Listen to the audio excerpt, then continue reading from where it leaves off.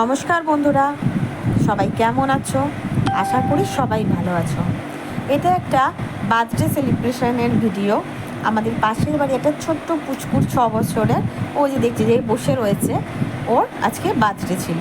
তো আমি গেছিলাম সেই বার্থডে পার্টিতে। তখন চলছে আশীর্বাদের পর্ব। ছোটোবেলার বার্থডে সেলিব্রেশনগুলো কত সুন্দর হয়, কত ভালো হয় না? আর বড় হতে হতে এই সব কিছু কেমন বদলে যায়। আমাদের এখন এইসবের কোনো বালাই নেই। বন্ধুরা বলে চল খাওয়াবি, আর আমরা বলি কি গিফট দিবি, ব্যাস এতেই গল্প শেষ। ছোট্ট ছোট্ট এই স্মৃতিগুলো খুবই সুন্দর। প্রথমে ওর মা আর এই যে ওর বাবা বসেছে ওকে আশীর্বাদ করতে। ও কিন্তু এইগুলোতে একদম ইচ্ছা করছে না, ও ভাবছে কতক্ষণ আমি কেকটা কাটবো আর বন্ধুদের সাথে কুটোকুটি করব।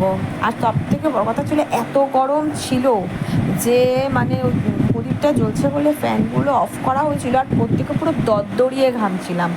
মানে কী লেভেলের ঘেমেছি কি বলবো।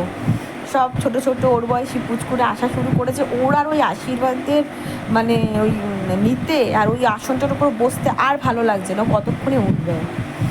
যদিও ওর এই বার্থডে ড্রেসটা আমার তো খুব গরম লেগেছে দেখে, যে এতটা কেন মানে ঢাকা ঢাকা পরিয়েছে।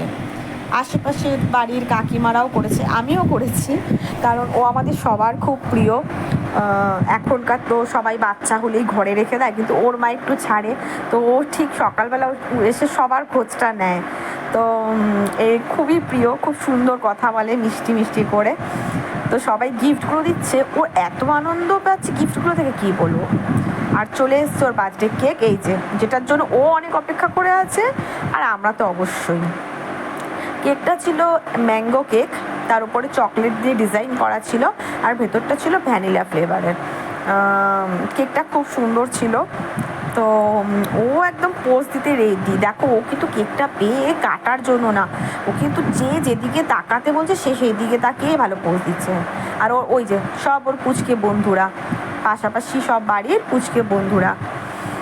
এবার কেক কাটার পালা। মানে গরমের মধ্যে না সবাই অস্থির, কিন্তু ফ্যান চালালে হচ্ছে ওদের মাথার যে টুপিগুলো, ওগুলোর বাইন্ডিংগুলো ভালোভাবে থাকে না, চালালেই উড়ে যাবে। ওই জন্য ফ্যান বন্ধ করে কাটা চলছে ওর হ্যাপি বার্থডের ব্যাপার। আমরা সবাই উইশ করছি, যে কী মজা পাচ্ছে কি বলবো। কাটতে কিন্তু পারিনি সেরমভাবে। এই যে সেল আনা হয়েছিল, সেলটা সেরকমভাবে পাঠানো হয়নি।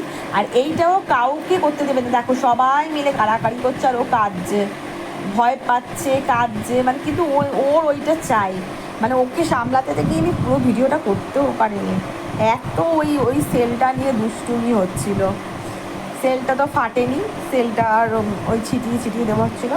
আর এই ছিল সেই বার্থডের খাওয়া দাওয়া। আমরাই বলেছি খুব একটা বড়সড় করে করতে হবে না, কারণ এত গরমে পারা যাচ্ছে না, তাই জন্য এইটাই ছিল খাওয়া দাওয়া। আর আমি কিচ্ছু খাইনি, এই যে আমাকে দিয়েছে।